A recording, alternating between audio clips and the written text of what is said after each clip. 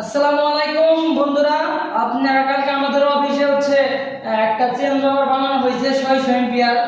ঠিক আছে, 600 এম্পিয়ার একটা চেঞ্জ ওভার বানানো হয়েছে। এই চেঞ্জ ওভার হচ্ছে এটা হচ্ছে কিভাবে কানেকশন করা হয়, আউটপুট কিভাবে বাইর হয়, বাস্তবে কিভাবে লাগানো হয়, এটা আমাদের কিন্তু দেখাবো। অনেকে ভিডিও চাইছেন যে বাস্তবে এটা কিভাবে লাগায়। ঠিক আছে, তো ওনাদের সোর্স হচ্ছে এই যে একটা ট্রান্সফরমার দেখতেছেন, এটা হচ্ছে একটা পল্লী বিদ্যুতের সোর্স আরবি। আরেকটা সোর্স হচ্ছে এই যে জেনারেটর।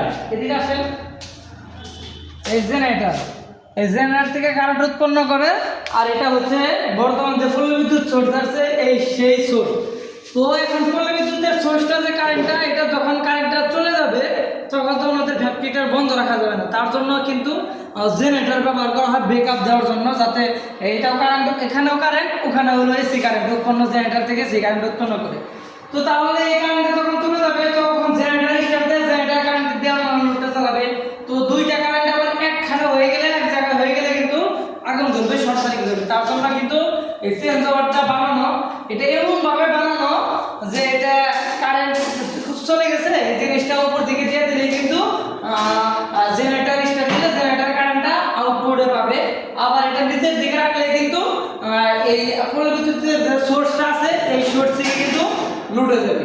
এখানে মোট একটা অটোমেটিক, এটা হচ্ছে অটোমেটিক না, কিন্তু এটা ম্যানুয়াল। এটা চেঞ্জ ওভারে মোট তার থাকবে কয়টা?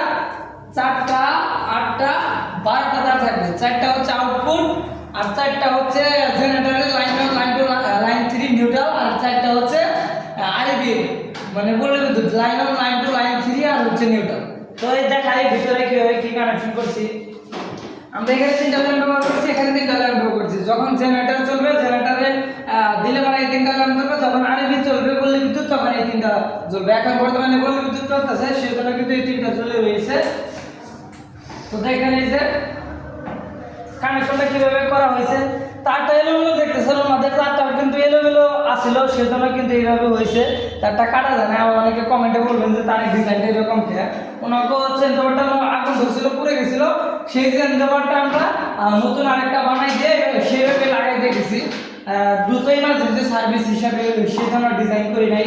তো দেখেন এই 4টাতে কেবল দেখতেছেন, এই যে এই 4টা কেবল হচ্ছে আপনার জেনারেটরের। ঠিক আছে, এই জেনারেটর দেওয়া হয়েছে। আর এখানে নিচে দেখেন এই যে 4টা মোটা কেবল আছে, এই 4টা হচ্ছে আপনার এই যে আরবি। এখন দেখেন এই যে আরবির সোর্সটা, এই যে 4টা, এটা হচ্ছে লাইন 3, লাইন 2, লাইন 1 আর এই যে নিউট্রাল। এই যে নিচটা যে আরবিটা ঢুকছে, ঢোকার পর কি হয়েছে, এই মাঝখানেরটা হচ্ছে আউটপুট। এটা একটা, এটা একটা, এটা একটা, এটা একটা আউটপুট কিন্তু। ঠিক আছে, এদিকে আসো, এই যে 4টা যে আউটপুট, এই যে কারেন্টটা উৎপন্ন হয়েছে, এই দেখেন আমি কিন্তু এখানে হাত দিয়ে বানা করে দিচ্ছি। এখান দিয়ে এসে, এখান দিয়ে এসে এই যে লোডে চলে গেছে। কারণ এই কারেন্টটা আবার যখন উপরে আসবে, তখন এটা ওই উপর দিক দিয়ে দেবো, এই বাল্বটা উপর দিকে চলে গেলে যখন এই কারেন্টটা উৎপন্ন হবে, এই কারেন্টটা এখান দিয়ে এসে এখান দিয়ে আউটপুটে তারটা কিন্তু চলে যাবে। তার মানে এটা যখন কারেন্ট চলে যাবে, তখন এটা উপর দিকে তুলে দিলে এই যে মাঝখানের দিকগুলো দেখতেছে, এগুলো কিন্তু ওই দিক বাড়ি দিবে। এখন বর্তমানে নিচের দিক যে বাড়ি দেওয়া আছে। ঠিক আছে, তো সেম উপর দিকে তুলে দেবো, উপর দিকে জেনারেটর কারেন্টটা এই হবে। এতে কি হলো দেখেন, এখন যদি জেনারেটর স্টার্ট হয় ভুলবশত, তাহলে কিন্তু এই কারেন্টটা এটার সাথে অ্যাটাচ হবে না, তাহলে কি শর্ট সার্কিট হবে না। ঠিক আছে, সেজন্য কিন্তু এখন দেখেন জেনারেটর তো আরবি চলতেছে। এখন যদি কেউ জেনারেটর স্টার্ট দেয়, তাহলে কিন্তু কারেন্টের এই পর্যন্ত স্টপ থাকবে, এটা এই পর্যন্ত যাবে না। যে পর্যন্ত এটা উপর দিকে না তুলে দেবো, যদি উপর দিকে তুলে দেয় সে, তখন যদি পল্লী বিদ্যুৎ আসে, তখন কিন্তু এটা আলাদা হয়ে যাবে, তখন কিন্তু এটার সাথে আবার অ্যাটাচ হবে না।